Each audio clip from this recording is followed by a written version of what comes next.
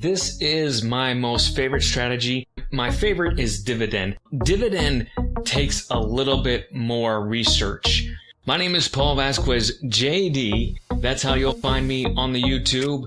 I am president of Tax Lab, Pro Business Solutions, co-founder in the Singularity Network, and inventor of the Hat Tack. How about that?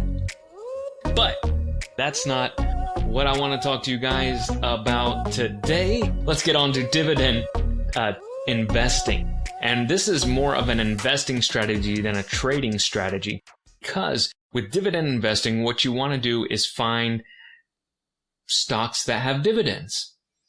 We'll get into what dividends are maybe in a later video. But the idea is to find stocks that have dividends and invest in those and then just wait for the money to come in. Some things to consider when dividend investing is I like to look at the dividend history. Now, of course, past performance doesn't equate to future results, as they say in these industries of investing.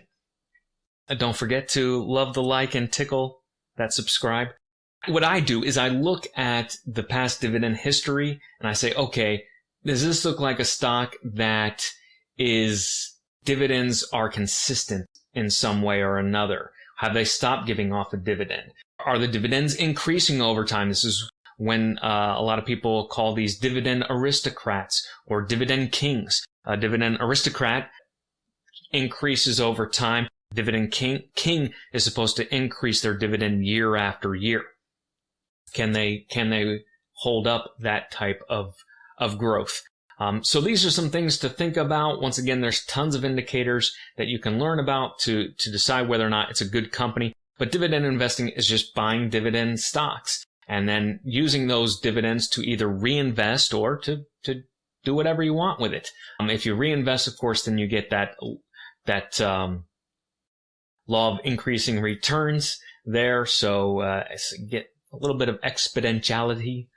That's a word, exponentiality, in dividend investing. So that is the basics of dividend investing. Not incredibly complex, but you do want to kind of take some research, look at it, decide whether or not it's a company you can withstand. I think two things I've had to learn the hard way is, number one, there are stocks which they have a consistent dividend, but the value keeps going down.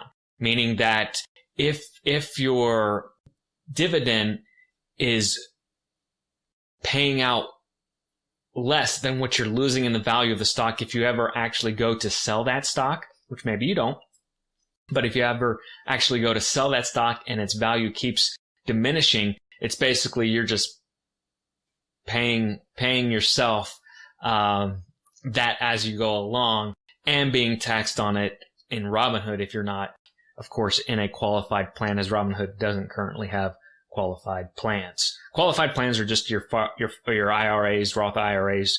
These are the types of things you could get into without being linked to a company.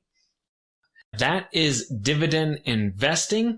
Next, I want to talk to you guys about dividend harvesting. And it's very similar, but once again, this takes a bit more intensity in research and as well as looking at it. I don't do nearly as much dividend harvesting as I do just dividend investing. Don't forget to love on that like button, tickle the subscribe button, and oh yes, if you want to learn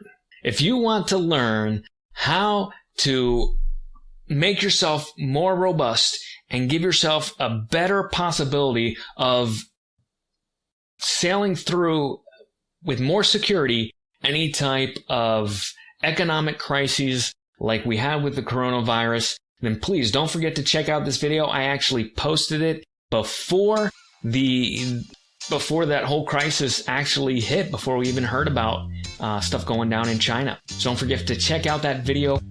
Yeah, save strong.